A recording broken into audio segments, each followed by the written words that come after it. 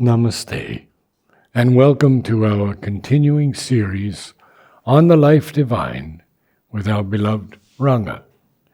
We are on page 348, Brahman, Purusha, Ishvara, beginning with the line, "The same conciliation occurs everywhere." So, the chapter is Brahman, Purusha, Ishvara, Maya, Prakriti, Shakti. Depending on which plane of consciousness you are, you see the reality in a particular way. There is nothing fixed about the way you see things on each plane, and each individual also can see in a different way. But the absolute reality is only at the highest level. All the other levels are relative, depending on your nature, depending on the height at which plane you are and from which angle of vision you are seeing. Even from the same plane of consciousness, two individuals can see in different ways depending on their nature. So even the overmental is in this area. The overmental also, you can have two different views.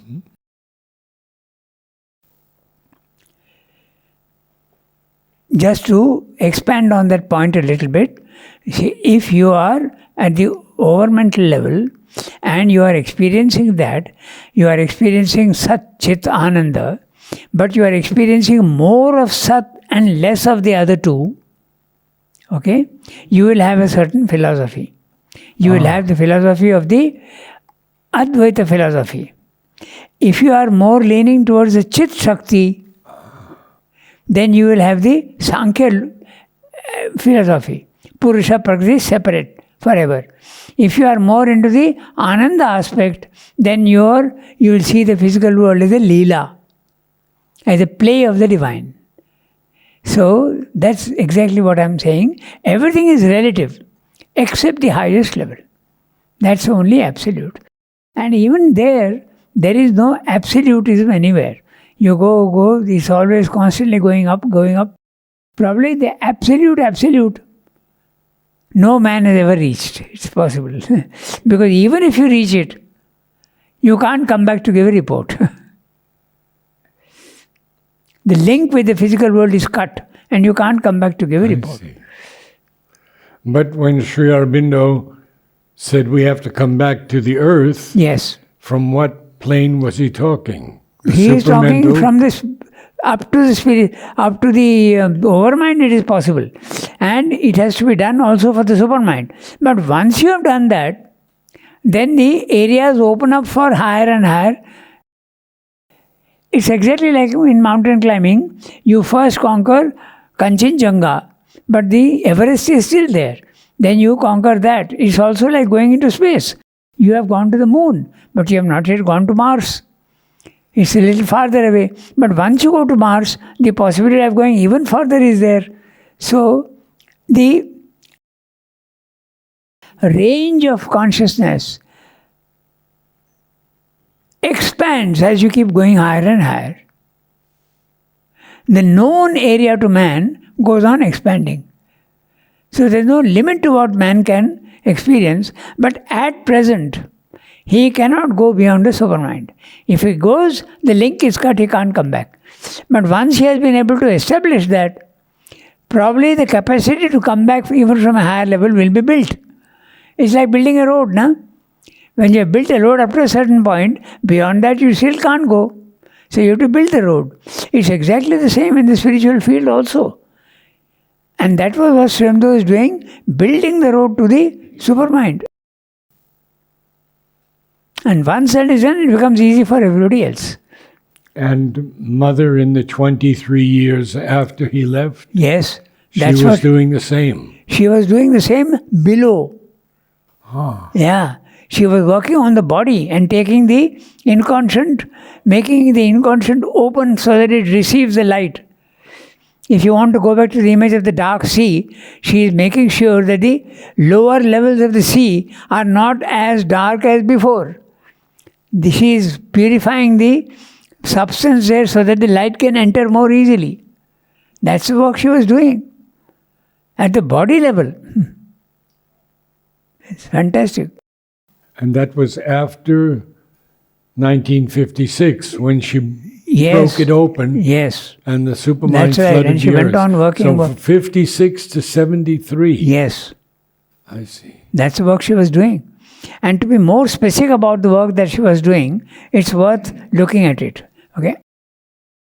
You means all living creatures. They have started from matter. Out of matter has come life. But even life has come in grades. First you have the unicellular organism.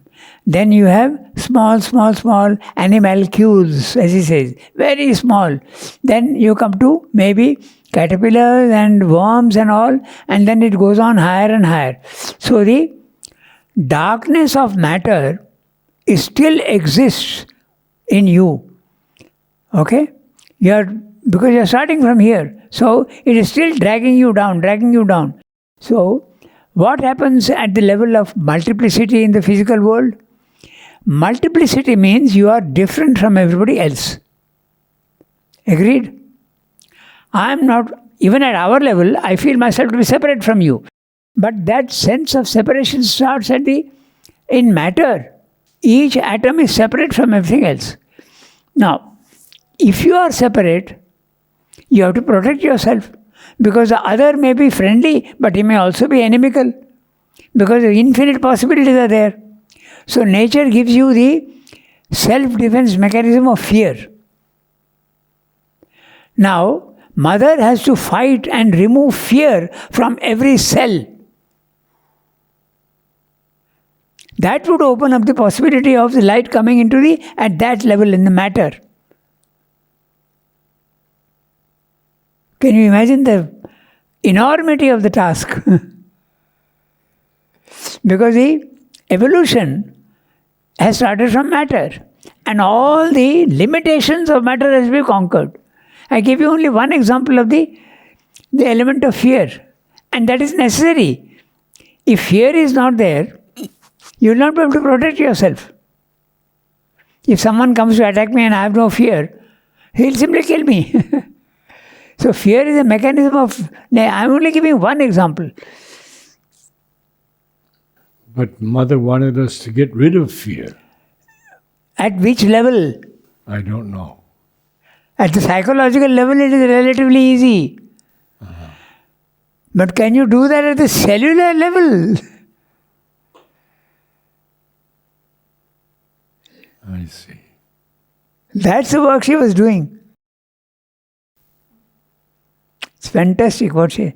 But what she has done, it remains. It is recorded and remains. And the next person who comes, it will become easier to start from there and not from somewhere else.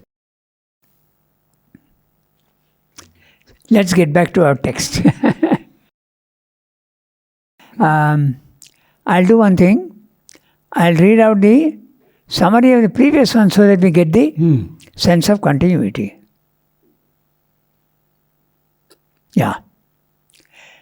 When we look closely at the problem of these contradictions, spirit and matter, the infinite and the finite, the one and the many, light and darkness, they all seem to be opposites, contradictions.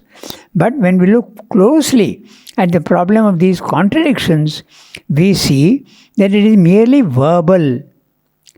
Okay? There is no contradiction. They are two ends of the same spectrum. Same spectrum, but two ends. One positive, one negative.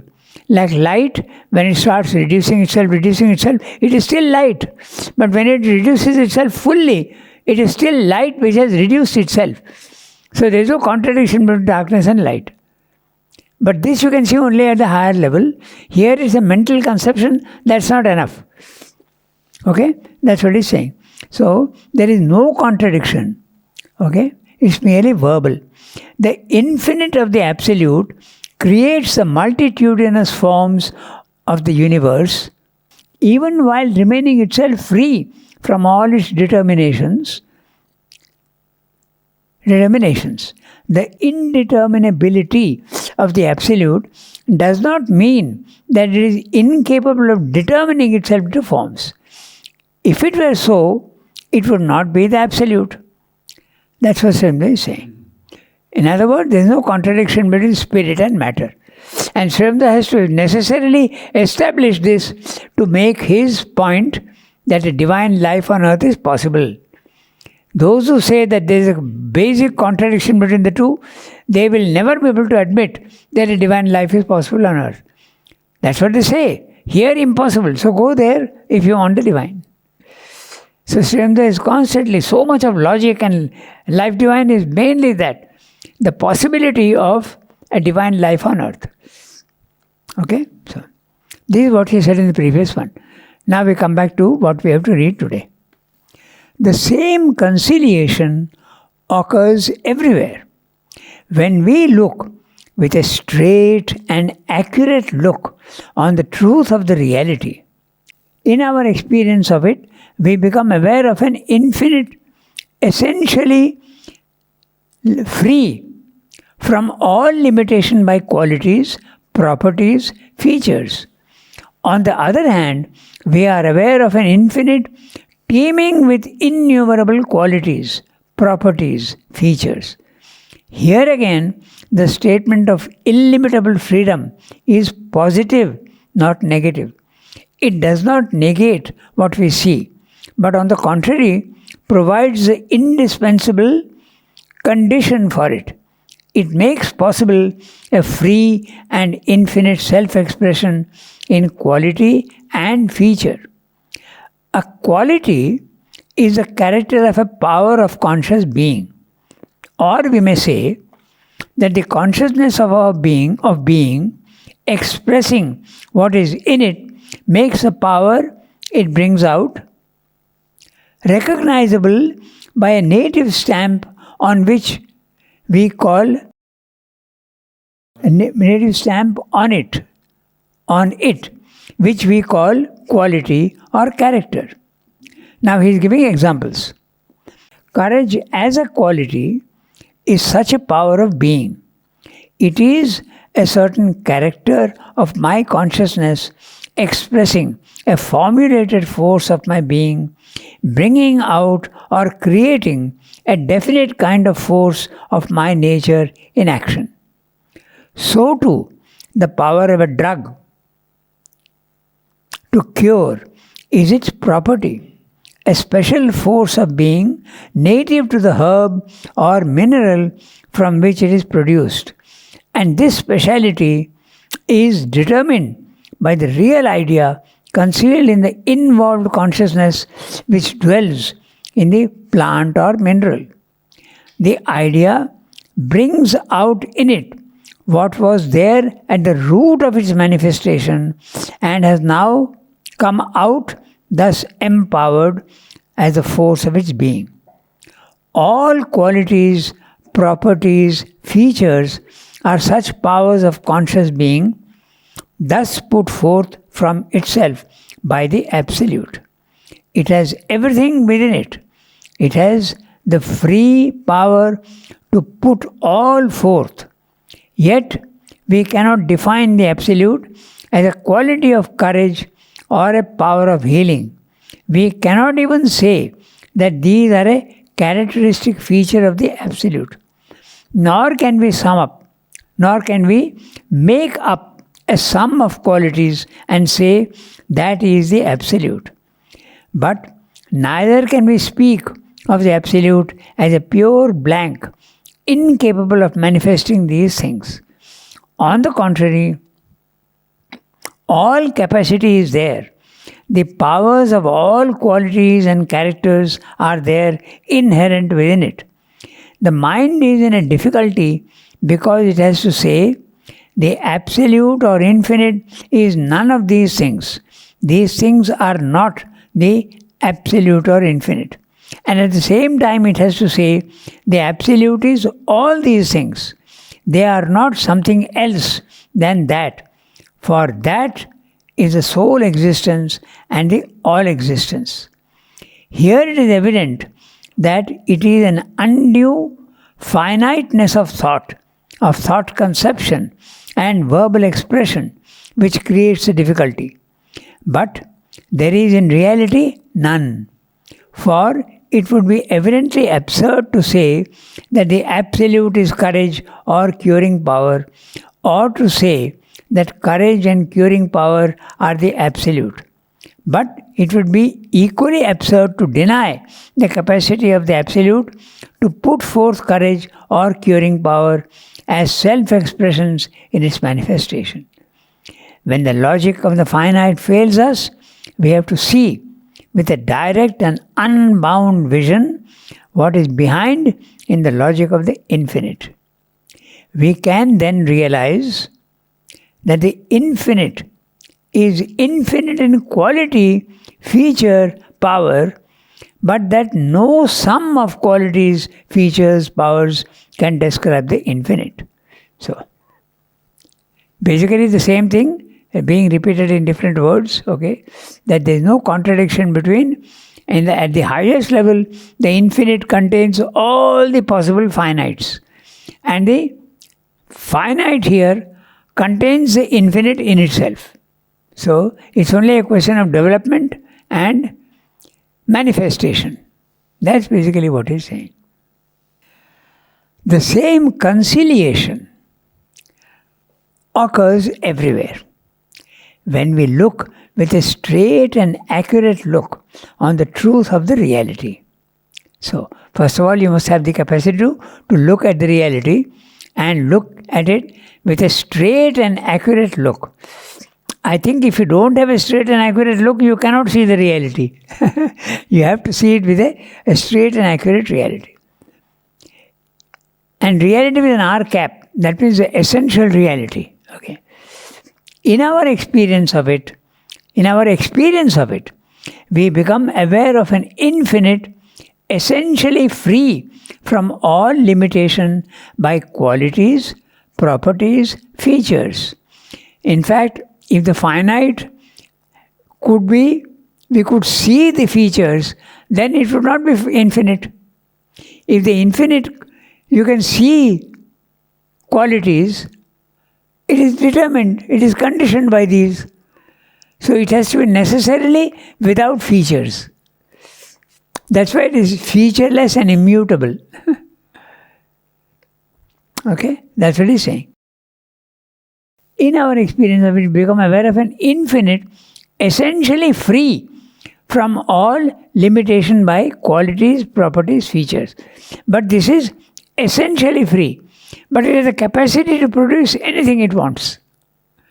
But you can't see it. Like the chromosomes in the body contain the genetic code of the whole being. You go down there, the RNA and the DNA, they are only little bits.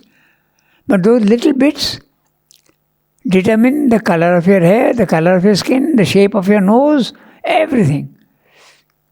And they say that now, they call it the genome.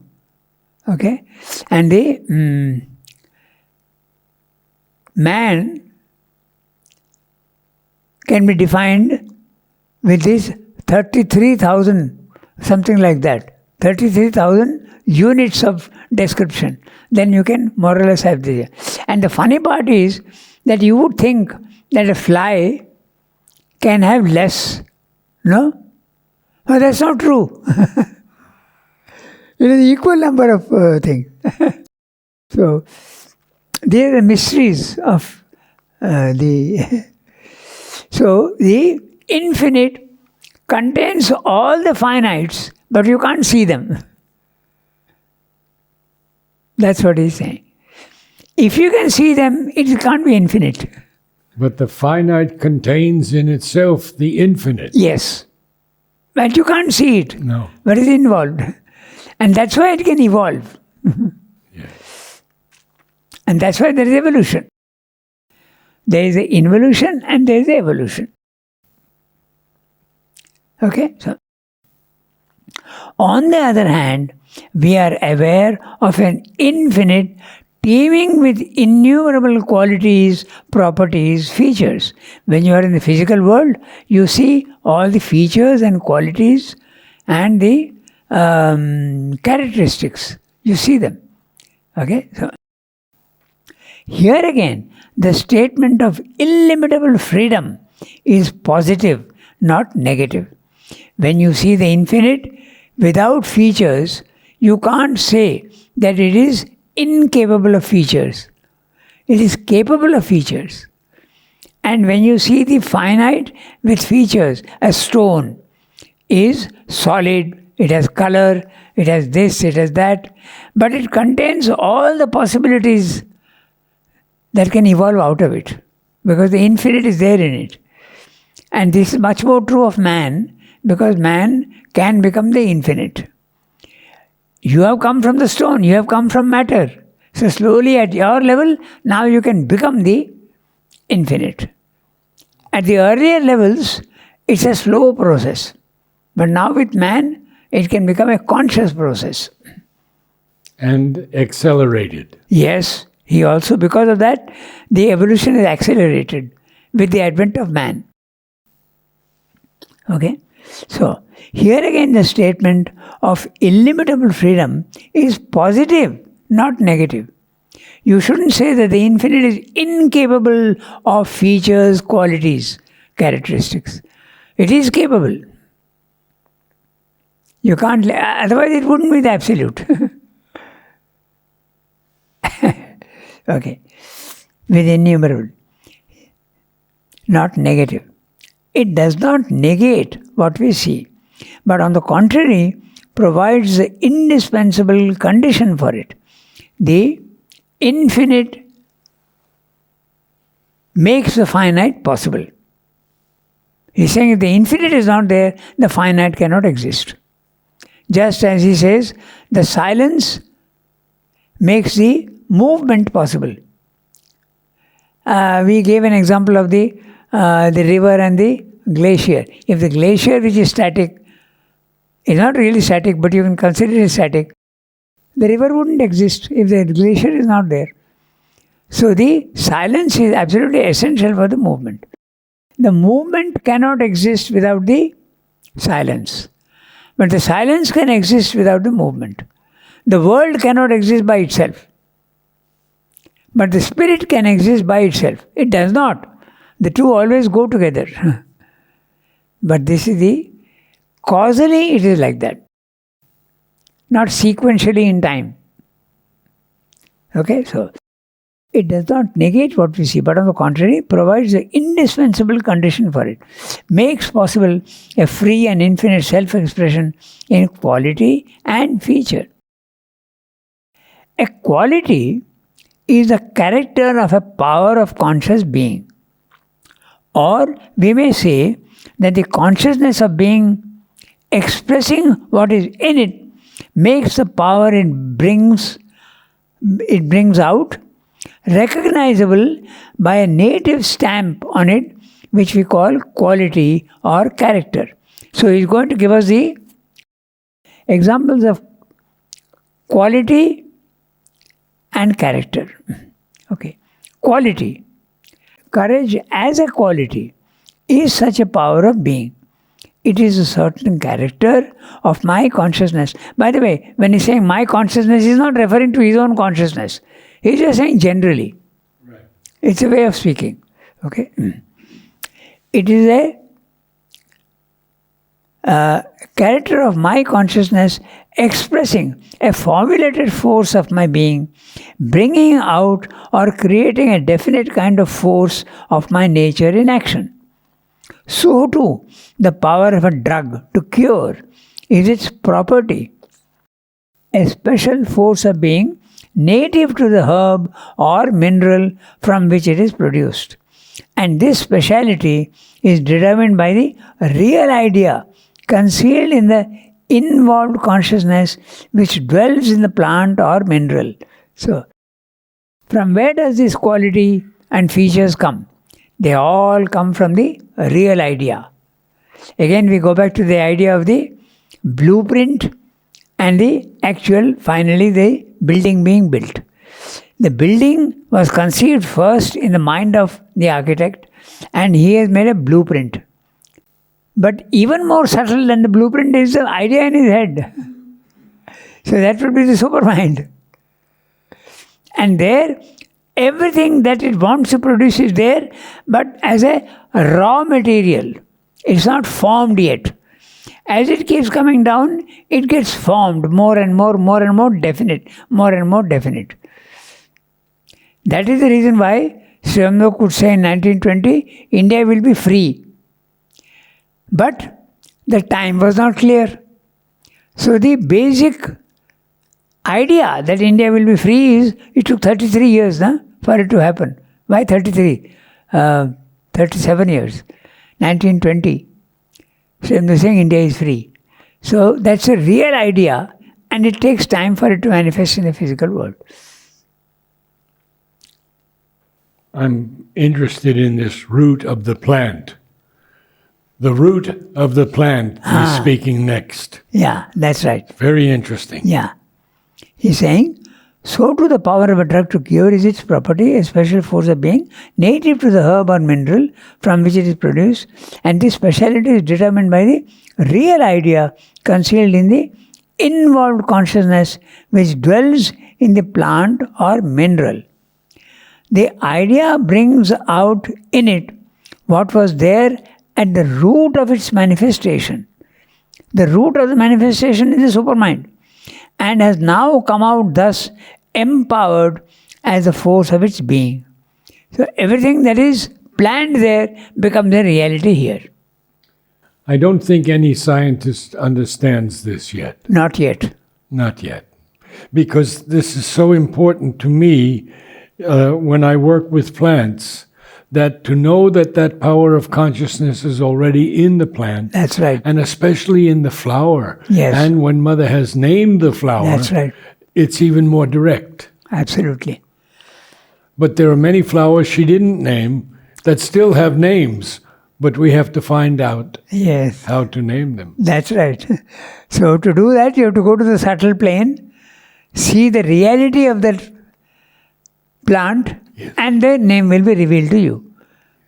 If Mother could do it, theoretically it is possible for others to do it, provided you have the capacity to go into the subtler plane and see the reality of that plant. So, all qualities, properties, features are such powers of conscious being thus put forth from itself by the Absolute. So it has everything within it. It has free power to put all forth. Now there is a footnote to that. So it has a free power to put all forth. Let's see what the footnote is. The word for creation in Sanskrit means a loosing or putting forth of what is in the being. The word is srij. The root is srij. Srijati creates what is there in it. It's a sort of oozing out. So creation is nothing but an oozing out. It's not creating something that didn't exist. It exists in potential, now you're only expressing it. That's why you put that. And in Sanskrit, that's the interesting part. The language is built in such a way that the root movement is there in every root, in every dhatu. Dhatu is the root of each word. So you have to go to the root, and then from that meaning it can go here, it can go here, it can go here. It depends on the context in Sanskrit. Sometimes it can mean opposite things, the same word. We have certain words in English also, which have two opposite meanings. Even the same spelling. Yes, the very same word. Yeah. For instance, cleave. Cleave, yes. So cleaving is to hang on to something. Okay? Or to To cut embrace, or to cut. Yeah, yeah. So like that in Sanskrit, many words, most of the words are like that. You have to see the context. The mind is in a difficulty because it has to say the absolute or infinite is none of these things. The absolute and infinite, if you say it is power to cure or it is courage, you are limiting it. It also has the opposite of courage. It can also be cowardice. That also is a possibility. So, the absolute has to contain all possibilities. So you can't say that it is only this. The mind is in a difficulty because it has to say the absolute or finite is none of these things. These things are not the absolute or infinite. And at the same time it has to say the absolute is all these things. They are not something else than that. For that is the sole existence and the all existence. So, this idea, I think we've discussed also once before. The human being is not a collection of organs. He is much more than that. He is a collection of organs which are working in complete harmony with each other, so you are going beyond the summation of organs. He is much more than heart plus liver plus blood plus face plus eyes, ears are much more than that. So that's what the infinity is also. Infinite is not a sum of everything that exists. It's much more than that. Here it is evident that it is an undue finiteness of thought, conception, and verbal expression which creates a difficulty. But there is in reality none. For it would be evidently absurd to say that the absolute is courage or curing power, or to say that courage and curing power are the absolute. But it would be equally absurd to deny the capacity of the Absolute to put forth courage or curing power as self-expressions of its manifestation. It is much more than that. When the logic of the finite fails us, we have to see with a direct and unbound vision what is behind in the logic of the infinite. We can then realize that the infinite is infinite in quality, feature, power. But that no sum of qualities, features and powers can describe the infinite. This is very interesting because in the Jain philosophy also we have the same idea. Okay? It says that if you want to describe something, okay, let's say I want to describe this table. I can say it is made of wood. I can say its color is brown. I can say it weighs so much. I can say its volume is so much. Have I exhausted it? No. There are many more things which I have not said. It has got 4 legs. It has got this. It has got that. And each leg is at each corner, not in the middle. I can go on, go on, go on. Does that exhaust all the possibilities of the description of the table? No. Now I have to say what it is not. I have to say it is not red, it is not metal, it is not this, it is not that, neti, neti, neti, it goes on, goes on.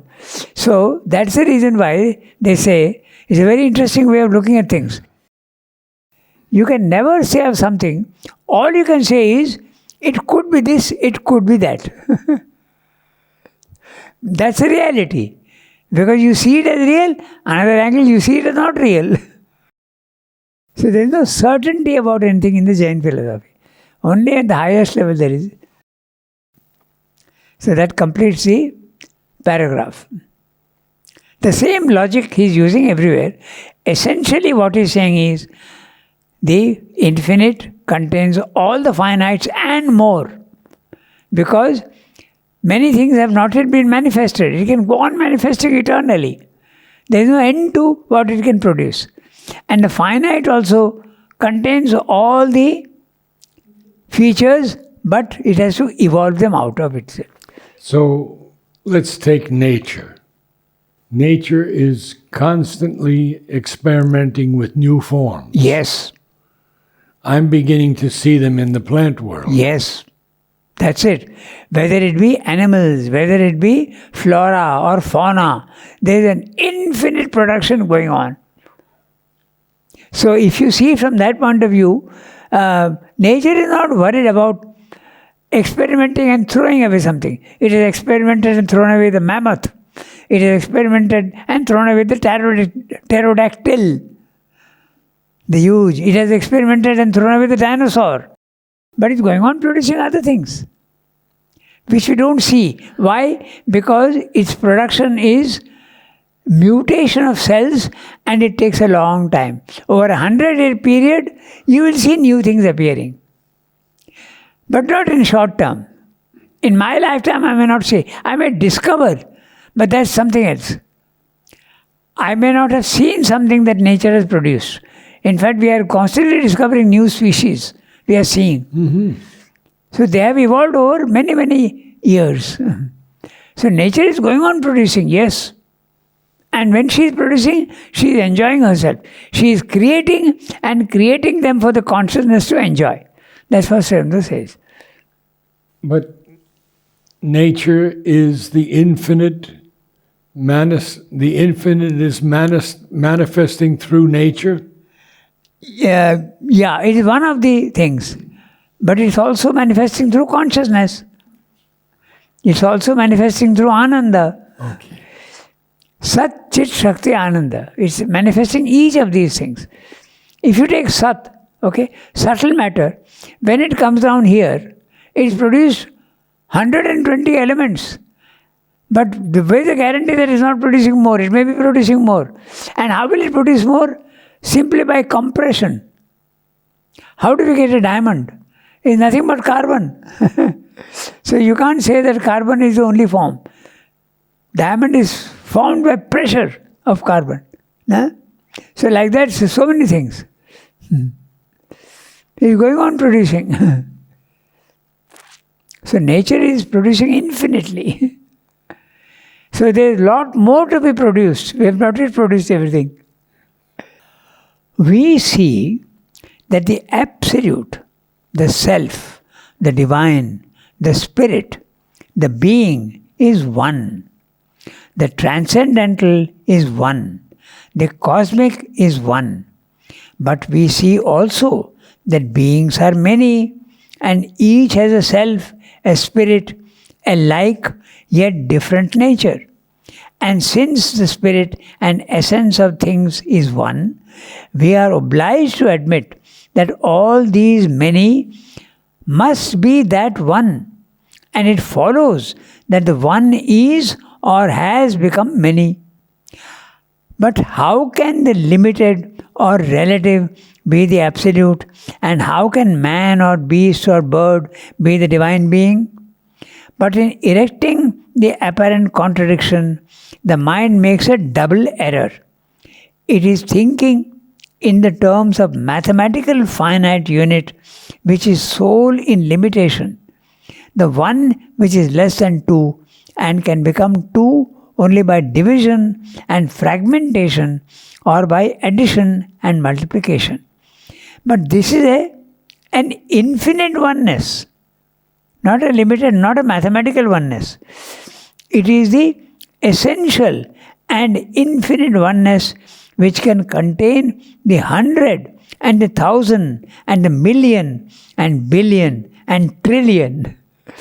Whatever astronomic or more than astronomic figures you heap and multiply, they cannot overpass or exceed that oneness. For in the language of the Upanishad, it moves not. Yet it is always far in front of you, far in front when you would pursue and seize it. It can be said of it that it would not be the infinite oneness if it were not capable of an infinite multiplicity. But that does not mean that the one is plural or can be limited or described as the sum of the many. On the contrary, it can be the infinite many because it exceeds all limitation or description by multiplicity and exceeds at the same time all limitation by finite conceptual oneness. Pluralism is an error because though there is a spiritual plurality, the many souls are dependent and interdependent existences. Their sum also is not the one, nor is it the cosmic totality. They depend on the one and exist by its oneness. Yet, the plurality is not unreal. It is the one soul that dwells as the individual in these many souls, and they are eternal in the one and by the one eternal. This is difficult for the mental reason, which makes an opposition between the infinite and the finite and associates finiteness with plurality and infinity with oneness. But in the logic of the infinite, there is no such opposition, and the eternity of the many in the one is a thing that is perfectly natural and possible. It's a big para. Essentially what he's saying is, if you go back to the sea and the waves, it becomes very clear. All the waves are really the sea. They are one. So each wave may be different.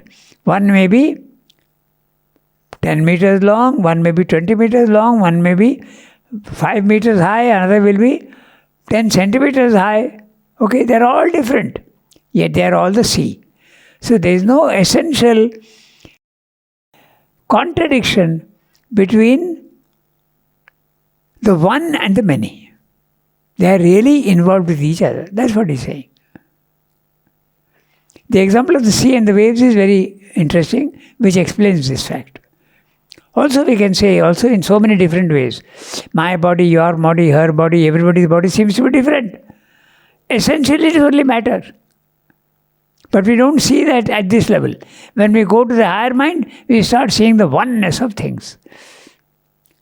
Or in the Advaita philosophy, they talk of gold ornaments.